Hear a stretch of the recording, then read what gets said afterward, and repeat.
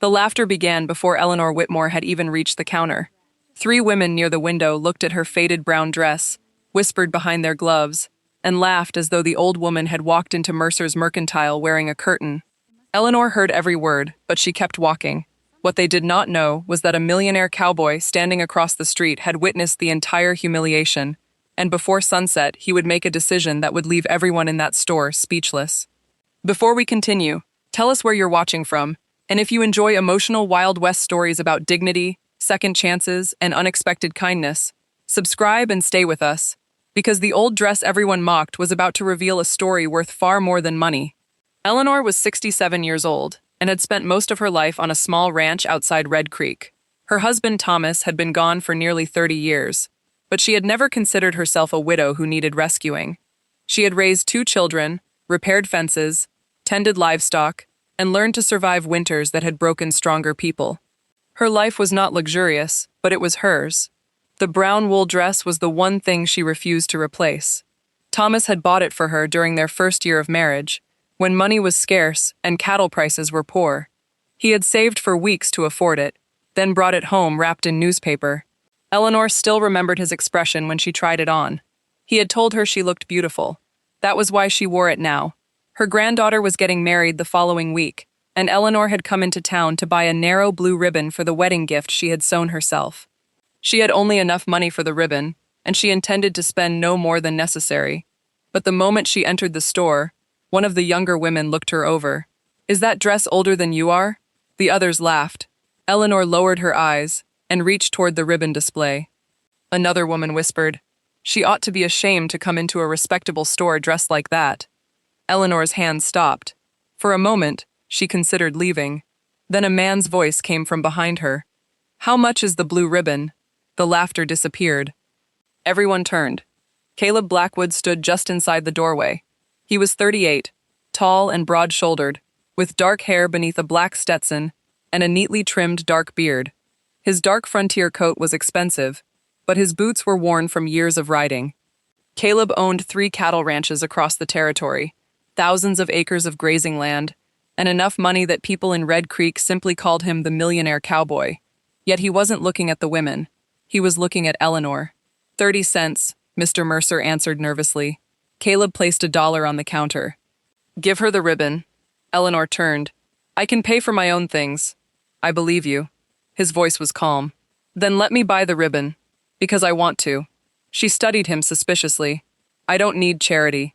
A faint smile crossed Caleb's face. "Neither do I." He picked up the ribbon and handed it to her. Then he looked toward the women who had laughed. "Something funny?" Nobody answered. Caleb didn't raise his voice. He didn't threaten anyone. Somehow, that made the silence heavier. Eleanor accepted the ribbon. "Thank you." Caleb nodded, but as she turned toward the door, he noticed something she didn't. The inside lining of the old brown dress was carefully repaired with expensive silk thread. Someone had once cared deeply about that dress, and Caleb knew exactly why. He had seen that same dress before, 29 years earlier, on the woman who had been standing beside his father at a cattle auction. That woman had been Eleanor Whitmore, and the man beside her had been Thomas Whitmore. Caleb's expression changed. He looked at the dress again, then at Eleanor walking toward the door. "Mrs. Whitmore." She stopped. "Yes?" Caleb hesitated. "How long have you owned that dress?" Eleanor looked down at it. "Almost 30 years." He nodded slowly. "Then I think we need to talk." She frowned. "About a dress?" Caleb looked toward the storekeeper. "No." His eyes returned to Eleanor. "About the man who bought it for you." Eleanor's face went still. Because she had never told anyone in Red Creek about the last conversation she had with Thomas before he disappeared. And Caleb Blackwood had just mentioned the one name she had spent 3 decades trying not to say aloud. By the next morning, the story had already begun spreading through Red Creek. Everyone knew Caleb Blackwood had stopped a woman from being mocked inside Mercer's Mercantile, but nobody knew why the millionaire cowboy had taken such an interest in Eleanor Whitmore. Eleanor herself had spent most of the night wondering about the question he had asked before she left. She had owned the brown dress for nearly 30 years, but nobody had ever asked about it with the strange seriousness Caleb had shown. When she returned to the store after breakfast, she found Caleb standing near the front window with Mr. Mercer. The storekeeper looked nervous, while Caleb looked completely calm. Eleanor stopped at the doorway. "What's happening?" Caleb turned toward her. "I bought the store." She stared at him. "You bought Mercer's Mercantile?" Mr. Mercer lowered his eyes. "This morning." Eleanor stepped inside. "Why?" Caleb glanced at the old brown dress. "Because I don't like what happened here yesterday." Eleanor shook her head. "You can't spend your money every time someone is rude to me." "I didn't." He walked toward the counter. "I spent it because this store has been treating people badly for years." Mr. Mercer looked offended. "My business was doing fine." Caleb opened an account ledger and placed it on the counter. "You charged widows higher prices than ranchers. You refused credit to older customers while extending it to men who already owed you money. And you doubled the price of winter cloth last year when the first snow came." Eleanor looked at the ledger. "How do you know all this?" "I asked questions." Caleb closed the book. "And I bought the store before anyone could change the records." Eleanor studied him carefully. "You're serious." "Very." He handed Mr. Mercer a sealed envelope. "Your payment." The storekeeper stared at it. "You already transferred the money?" "Every cent." Mr. Mercer left without another word. Eleanor waited until the door closed. "You still haven't answered my question." Caleb looked at her. "Which one?" "Why did you care so much about my dress?" His expression softened. "Because I remembered it." Eleanor's breath caught. Caleb walked to an old cabinet and opened a drawer. From inside, he removed a faded photograph. He handed it to her. Eleanor stared at the image. It showed Thomas Whitmore standing beside a younger Caleb Blackwood near a cattle loading station. "When was this taken?" she whispered. "The summer before Thomas disappeared." Eleanor's fingers tightened around the photograph. "You knew him?" "He worked for my father for one season." Caleb paused. "He talked about you constantly." Eleanor looked up. "What did he say?" "That you were the strongest person he had ever known." Her eyes filled, but she refused to look away. Caleb continued. "He also told my father he had bought you that brown dress." Eleanor looked down at herself. Suddenly the laughter from the previous day seemed very far away. "He was proud of it," Caleb said. "He told my father he had spent more money on that dress than he could afford." A faint smile touched Eleanor's face. "That sounds like him." "He said he wanted you to have something beautiful because you'd spent your whole life making sure everyone else had what they needed." Eleanor swallowed. "Why didn't anyone tell me this before?" Caleb looked toward the window. "Because my father died before he could." "And you remembered all these years?" "Some things stay with you." Silence settled between them. Then Caleb reached beneath the counter and pulled out several rolls of fabric. "I'm changing the store." Eleanor frowned. "Into what?" "A place where people can buy good clothing without being treated like they don't belong." She looked at the fabric. "That's a lot of cloth." "It is." "And you expect me to help?" Caleb nodded. "I need someone who understands what women actually wear out here." Eleanor almost laughed. "I'm 67. "Exactly." He pointed toward the dress. "You've worn that one for 30 years. You know what lasts." She stared at him. Nobody had asked for her knowledge in years. People asked whether she needed help. They rarely asked what she knew. "What would I do?" she asked. "Choose the fabrics. Test the designs. Tell me what needs changing." Eleanor touched the brown wool sleeve. "And if I refuse?" Caleb smiled. "Then I'll still own the store." She laughed despite herself. "You're very confident. Usually." He paused. "But I think you'd make this better." Eleanor looked around the store. For the first time, she didn't see the place where 3 women had laughed at her. She saw a possibility. Yet Caleb's reasons still didn't fully explain why he had bought the entire business. And when he finally told her what he had discovered about Thomas, Eleanor would learn that the old dress was connected to something far more valuable than a memory. By the end of the week, Eleanor Whitmore had begun spending her mornings inside the store, though she still couldn't understand why Caleb Blackwood trusted her judgment so quickly. She had never considered herself a businesswoman. She had simply learned, over decades of necessity, which fabric survived hard winters, which buttons stayed attached after repeated washing, and which dresses allowed a woman to work without fighting the clothing around her. Caleb listened to every answer. When Eleanor rejected a heavy fabric because it would become uncomfortable after several hours of work, he replaced it without argument. When she suggested reinforcing the elbows and cuffs of women's coats, he ordered stronger stitching. When she explained that older women needed wider sleeves and lighter layers, he wrote the measurements into a small notebook. "You really intend to change everything?" she asked one afternoon. Caleb looked across the table at her. Everything that needs changing. Eleanor smiled. You know people will say you're wasting money. They already say that. And you don't care? Caleb shook his head. I care about losing money. I don't care about losing other people's approval. Eleanor studied him. That's a useful skill. Took me years to learn it. She understood that answer more than she wanted to admit.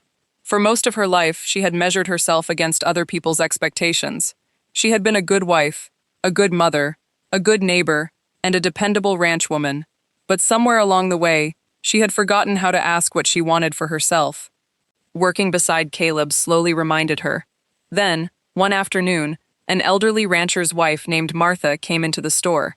She was wearing a coat nearly as old as Eleanor's dress. Martha stopped when she saw Eleanor behind the counter. I heard you were helping Mr. Blackwood. Eleanor nodded. A little. Martha picked up one of the new wool coats. How much? Eleanor told her.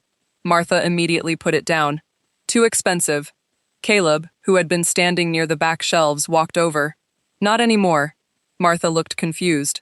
What does that mean? Caleb pointed toward Eleanor. She told me what women in this valley can actually afford. He named a price far below what the coat would normally cost. Martha stared at him. You'll lose money. Caleb smiled. Maybe on this coat. He glanced around the store. But not on everything. Martha bought it.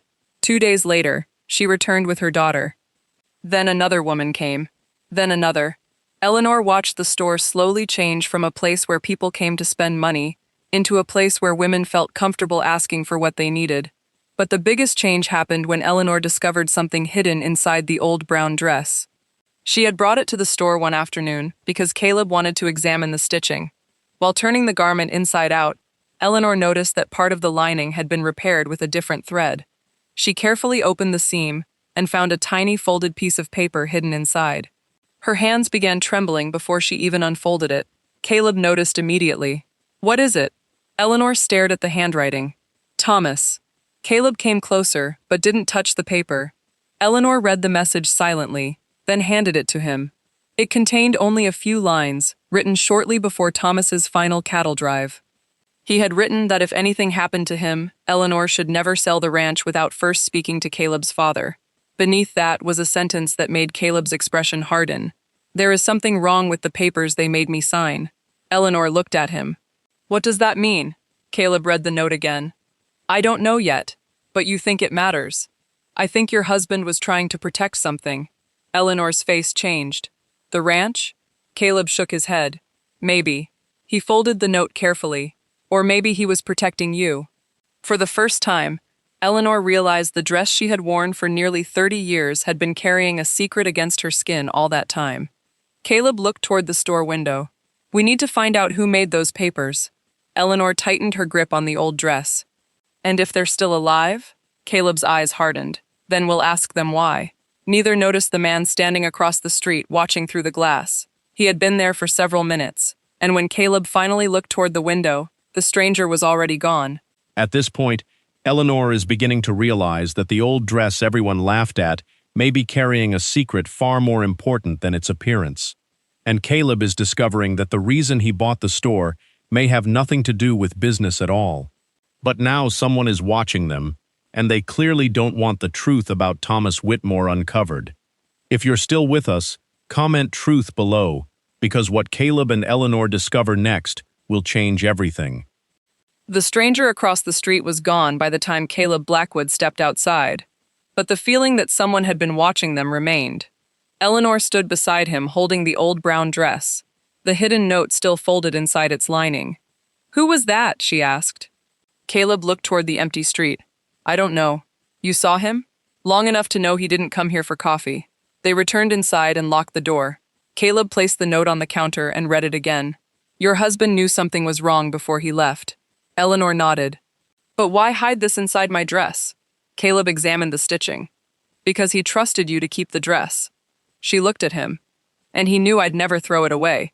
Caleb nodded. Exactly. That afternoon, he rode to the county records office and began searching through old property documents. Eleanor remained at the store, organizing the new inventory and trying not to think about the stranger. Near sunset, Caleb returned with a folder beneath his arm. His expression told her he had found something. Thomas sold part of the ranch 3 months before he disappeared. Eleanor stared at him. He never told me? The sale was recorded. Caleb opened the folder. But there's a problem. What? The buyer wasn't a cattle company. He pointed to a name. It was a private holding company owned by a man named Silas Mercer. Eleanor's face went pale. Mercer? Yes. The same Mercer who owned this store? Caleb nodded. His father. Suddenly, the store around them felt different. The shelves, the counters, the old ledgers, it all connected to something Eleanor had never understood. Caleb continued reading. Your husband sold the land for far less than it was worth. Why would he do that? I don't know. He turned another page. But the money never went into your ranch account. Eleanor looked at him. Then where did it go? Caleb pointed to another entry. A payment was made to a freight company in Kansas City. Thomas never had business there. Exactly.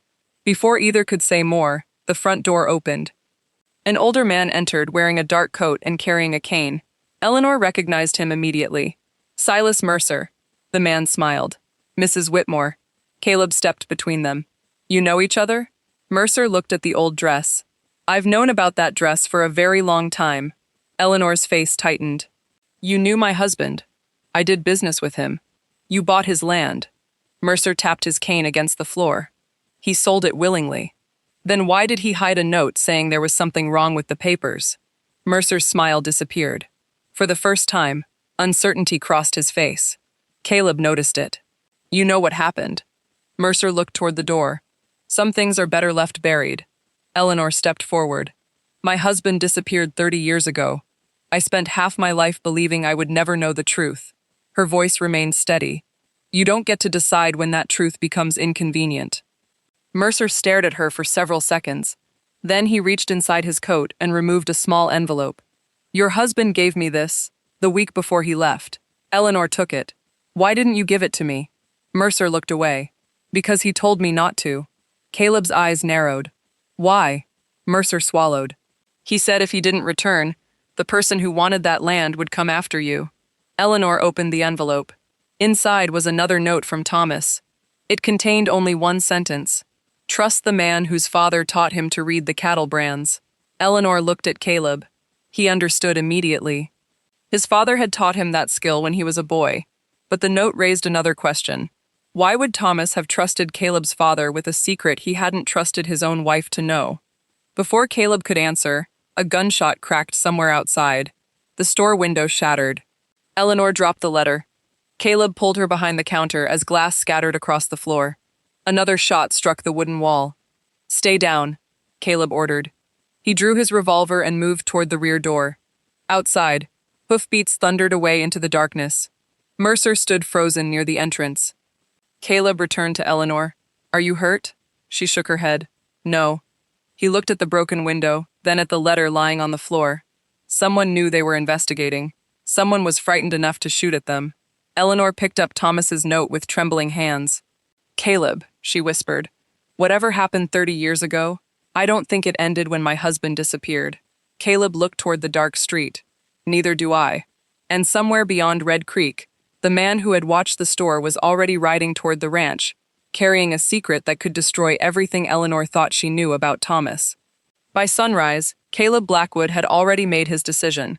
He rode to the county office with Eleanor Whitmore beside him, carrying Thomas's letters, the property records, and the old brown dress wrapped carefully in a canvas bundle. Neither spoke much during the journey. The previous night's gunshot had changed everything. This was no longer simply about discovering why Thomas had sold part of the ranch, or why he had hidden a message inside Eleanor's dress. Someone wanted the truth buried, and they were willing to use violence to keep it buried. At the county office, Caleb requested every document connected to the Whitmore property, including the original transfer papers. The clerk resisted at first, explaining that the records were decades old, but Caleb placed enough money on the counter to make the search worthwhile. Hours later, they found what Thomas had hidden. The original land transfer contained a signature that looked like Thomas's, but Caleb noticed something immediately. This isn't his signature. Eleanor stared at the page. How can you know? Your husband signed cattle contracts for my father. I saw his handwriting hundreds of times. Caleb pointed to the final letter in Thomas's name. He always finished it differently. Eleanor looked closer. Then someone forged it. Caleb nodded. And whoever did it wanted the land transferred before Thomas disappeared. The clerk suddenly became nervous. "Mr. Blackwood, you should take those papers and leave." Caleb looked at him. "Why?" The man lowered his voice. "Because Silas Mercer came here yesterday, asking the same questions." Eleanor's face tightened. "He's afraid." "He should be," Caleb replied. They returned to the store before dark and found Mercer waiting inside. He was no longer carrying his cane casually. His hand trembled around it. "You found the records," he said. Caleb closed the door behind him. "We found enough." Mercer lowered his head. "I never forged those papers." Eleanor stepped forward. "But you knew they were false." He nodded slowly. "My father did it." Silence filled the store. Mercer explained that Thomas had discovered his father and two business partners were stealing land from widowed ranch families by convincing them to sign fraudulent contracts. Thomas threatened to expose them. They responded by creating documents that made it appear he had sold his property willingly. When Thomas realized what was happening, he hid the evidence inside Eleanor's dress because he knew nobody would search something so personal. "Why didn't he come home?" Eleanor whispered. Mercer looked at her. "He tried." Her face changed. "What happened?" "They intercepted him on the trail." Mercer swallowed. "He survived the attack, but he knew returning would put you in danger. He left the territory under another name." Eleanor stared at him, as though the ground had disappeared beneath her. "He's alive?" Mercer shook his head. "Not anymore. He died years ago in Montana." Eleanor closed her eyes. 30 years of wondering suddenly became something else. Not abandonment, not betrayal, a choice made to protect her. Caleb stood beside her without touching her. He understood that some grief needed room. Mercer reached into his coat and removed one final document. "Thomas sent this after he left." Eleanor opened it with trembling fingers. It was a letter addressed to her. He explained that he had never stopped loving her, that he had watched from a distance when he could, and that he had always hoped she would live without being pulled into the danger surrounding him. At the bottom was one final sentence. "If anyone ever comes looking for the truth, trust the man who remembers the dress." Eleanor looked at Caleb through tears. "You knew." "I remembered it," he said. "That's why I bought the store." She stared at him. The store belonged to the men who helped destroy his life. Caleb nodded. "I bought it because I wanted their records, but I also wanted to make sure nobody could use that business to control people again." Eleanor looked around the store. The place where she had once been mocked was now filled with women choosing fabrics, laughing, and helping one another. The old dress had brought them there. Thomas's secret had brought Eleanor and Caleb together, and the truth had finally returned what 30 years of silence had stolen from her. Caleb walked to the counter and placed the old brown dress carefully beneath the glass display. "What are you doing?" Eleanor asked. "Giving it the place it deserves." The next morning, a small brass plaque appeared beneath it. A dress is never old when it carries the proof that someone was loved. Eleanor stood before it for a long time, then she smiled.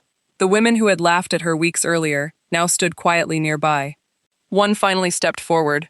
"Mrs. Whitmore, I'm sorry." Eleanor nodded. "I know. She didn't need revenge. She had something better. She had the truth." Caleb joined her beside the display. "You ready?" he asked. Eleanor looked around the store, then at the old dress, for the first time in 30 years. Outside, Red Creek continued beneath the wide western sky. Caleb had bought the store expecting to uncover a secret. Instead, he had uncovered a life that had been waiting to be understood. Eleanor had walked into that store wearing the dress everyone mocked, believing it represented everything she had lost. She walked out knowing it represented everything that had survived. And sometimes, the greatest reversal in life is not watching the people who laughed at you regret their cruelty. It is discovering that the very thing they considered worthless was carrying the story that would change everything. Eleanor walked into that store wearing a dress they considered worthless, but she walked out knowing exactly what it was worth. Not because of its price, but because of the love, sacrifice, and truth it had carried for 30 years. If this story meant something to you, tell us in the comments. Would you have kept Eleanor's dress, or would you have replaced it years ago? And if you believe everyone deserves dignity, no matter their age or appearance, subscribe to the channel and join us for the next Wild West story.